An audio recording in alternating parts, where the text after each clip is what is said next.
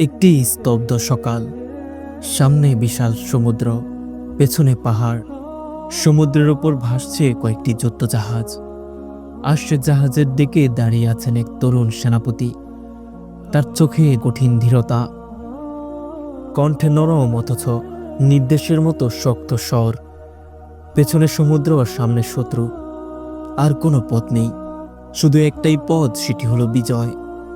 এই মানুষটি হলেন তারিক বিন জিহাদ, ইসলামী ইতিহাসের সবচেয়ে সাহসী কমান্ডারদের একজন, যার সাহসের কারণে ইউরোপের ইতিহাসই বদলে গিয়েছিল। আজ আমরা জানব স্পেন বিজয়ের মহান নায়ক তারিক বিন জিহাদ সম্পর্কে। সাবস্ক্রাইব করুন সিরাতুন নূর। এটি সত্য, সাহস আর জীবন্ত ঈমানের গল্প। তারিকের জন্ম উত্তর আফ্রিকার বারবার গোত্রে, বর্তমান আলজেরিয়া, মরিতানিয়া অঞ্চলে। তারা ছিল পরিশ্রমী, শক্তিশালী এবং বুদ্ধিমান জাতি। তারিক ছিলেন উচ্চশিক্ষিত, কুরআন হাদিসে পারদর্শী, নেতৃত্বে অসাধারণ, আচার আচরণে নম্র, যুদ্ধ কৌশলে অদ্বিতীয়।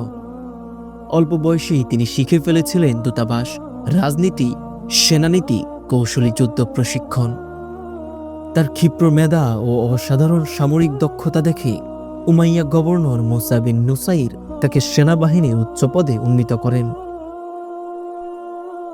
তখন স্পেনের রাজা ছিলেন রদ্রিক, একজন স্বৈরাচারী, নিষ্ঠুর এবং অত্যাচারী শাসক। স্পেনে নারী নির্যাতন, করের অত্যাচার, ক্ষমতার দ্বন্দ্ব কিংবা সাধারণ মানুষের আর্তনাদ, রাজনীতিতে বিশৃঙ্খলা, সবকিছুই চরম আকার ধারণ করে। এ সুযোগে স্পেনের খ্রিস্টান, ইহুদি নিপীড়িত দলগুলো মুসলিম গভর্নরদের কাছে সাহায্য প্রার্থনা করে। তারা বলে, আমাদের দেশে ন্যায় বিচার ফিরিয়ে দিন। মুসা বিন নুসাইর পরামর্শ করেন তারিকের সাথে। তারিক বলেন, অত্যাচারীদের সাহায্য করা আমাদের দায়িত্ব, আর স্পেনের দরজা এখন খুলে গেছে, এ সুযোগ হাতছাড়া করা যাবে না। স্পেনগামী সেই ঐতিহাসিক সমুদ্র যাত্রা। সেদিন 7,000 থেকে 12,000 সৈন্য নিয়ে তারিক সমুদ্র পথে পশ্চিম ইউরোপের দিকে যাত্রা করেন। তার বাহিনীতে আরব, বারবার, মিশরীয় এবং আফ্রিকান বহু জাতির যোদ্ধা ছিল। সবাইকে এক সূত্রে বেঁধে তিনি বলেন, আমরা কোনো দেশের সম্পদ লুট করতে যাচ্ছি না, আমরা যাচ্ছি ন্যায় প্রতিষ্ঠা করতে। যখন তার নৌবহর স্পেনের উপকূলে পৌঁছে যায়, তখন ওই অঞ্চলের পাহাড়গুলোর নাম রাখা হয় জাবাল আল তারিক, যার অর্থ তারিকের পাহাড়। আজকের জিব্রাল্টার নামটি সেখান থেকে এসেছে। ইতিহাসের সবচেয়ে বিখ্যাত ঘটনা।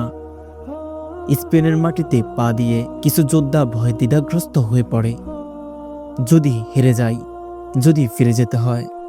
তারিক তখন সেনাবাহিনীকে ডেকে বলেন, ফিরে যাওয়ার চিন্তা করো না, ফিরে যাওয়ার কোনো পথ নেই। তারপর তিনি নির্দেশ দেন, সব জাহাজ পুড়িয়ে ফেলো। সৈন্যরা হতবাক হয়ে পড়েন। তিনি বলেন, পেছনে সমুদ্র, সামনে শত্রু, আজ বীরত্ব ছাড়া আর কোনো পথ নেই। বিজয় বা শাহাদাত, দুই আমাদের সম্মান। এ বক্তব্য আজ বিশ্বসেরা মোটিভেশনাল ভাষণ হিসেবে গণ্য হয়। গুয়াদারাতে যুদ্ধ, রাজা রদ্রিকের পতন। 711 সালের জুলাই মাসে শুরু হয় ঐতিহাসিক ব্যাটল অফ গুয়াডালেত।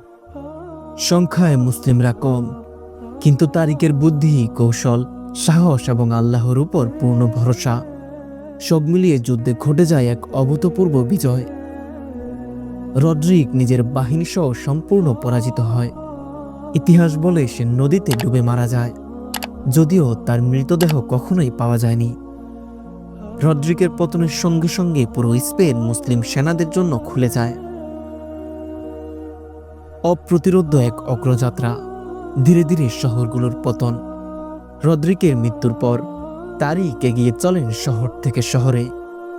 কর্তুবা, অত্যাচারে ভরপুর শহরটি মুসলিম বিজয়ের পর শান্তি ফিরে পায়। এটি পরে হয়ে ওঠে জ্ঞান ও সভ্যতার রাজধানী। এমনই এক শহর গ্রানাডা, অত্যন্ত গুরুত্বপূর্ণ দক্ষিণাঞ্চলীয় শহর। তারিক এখানে নিরাপত্তা ও ন্যায় বিচার প্রতিষ্ঠা করেন। কৌশলগত বন্দর, যা মুসলিম সেনাবাহিনীর জন্য অন্যতম কেন্দ্র হয়ে ওঠে মালাগা, তৎকালীন স্পেনের রাজধানী টলেডো। এখানেই তারিক ইতিহাস বদলে দেন। অত্যাচারের রাজধানীকে তিনি ন্যায় বিচারের নগরীতে রূপান্তরিত করেন। সব শহর দখলের পর তিনি ঘোষণা দেন, তোমরা সবাই নিরাপদ, তোমাদের ধর্ম, জীবন, সম্পদ সবই সুরক্ষিত থাকবে। জুলুম নয়, ন্যায় হবে প্রধান শাসন নীতি। স্পেনবাসীরা এই ন্যায় বিচার দেখে মুসলিমদের প্রতি শ্রদ্ধা ও ভালোবাসায় আকৃষ্ট হন। তারিকের ব্যক্তিত্ব, যাকে দেখে শত্রুরা পর্যন্ত মুগ্ধ হতো। তারিক বিন জিহাদ ছিলেন অত্যন্ত বিনয়ী, ন্যায়পরায়ণ, দয়ালু, কৌশলী, ধার্মিক, দুর্দান্ত প্রশাসক এবং একই সাথে বুদ্ধিমান নেতা। তার সামনে কোনো কিছুই অসম্ভব ছিল না। তিনি সৈন্যদের নিজের পরিবারের মতো দেখতেন। জনগণের কাঁধে হাত রেখে বলতেন, শাসকরা মানুষের জন্য, মানুষ শাসকদের জন্য নয়। ইতিহাস তাকে শুধু যোদ্ধা নয়, একজন মানবিক শাসক হিসেবেও স্মরণ করে। মুসা বিন নুসাইরের সঙ্গে তার সেই ভুল বোঝাবুঝির ঐতিহাসিক মুহূর্ত। বিজয়ের পর মুসা বিন নুসাইর স্পেনে আসেন।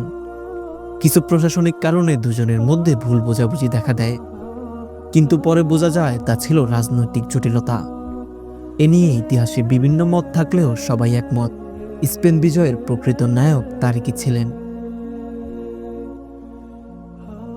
তারিক বিন জিহাদের কল্যাণে ইউরোপের নতুন সভ্যতার সূচনা হয়।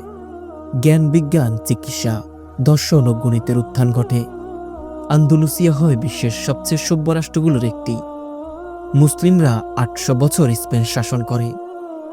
কর্ডোবা হয় বিশ্বের জ্ঞান কেন্দ্র, যা শুরু হয়েছিল তারিকের ছুঁয়ে দেওয়া সে আগুন। বীরত্ব ছাড়া আর কোনো পথ নেই। তারিকের শেষ জীবন সম্পর্কে ইতিহাস পুরো বিস্তারিত দেয়নি। ধারণা করা হয় তিনি দামেস্কে নীরব, সাদাসিধে জীবনযাপন করতেন। জগৎ তাকে ভুলে গেলেও তিনি প্রমাণ করে গেছেন, সত্যিকারের বীর তারাই যারা নিজেদের পরিচয় দিয়ে ইতিহাস লিখে যায়।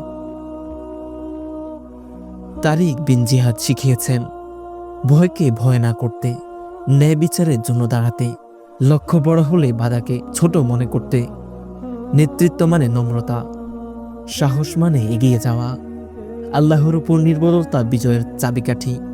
তিনি ছিলেন একজন বীর, এক নেতা, এক ইতিহাস নির্মাতা। আজ আমরা জানলাম সেই বিখ্যাত মানুষ যাকে বলা হয় স্পেন জয়ের মহান নায়ক, ইসলামের ইতিহাসের সেই মহান সেনাপতি তারিক বিন জিহাদ। সাবস্ক্রাইব করুন সিরাতুন নূর। এটি সত্য, সাহস আর জীবন্ত ইমানের গল্প। ইনশাআল্লাহ পরবর্তী পর্বে আমরা জানব ইসলামের ইতিহাসের এমনই আরেকজন মহান নায়ক সম্পর্কে।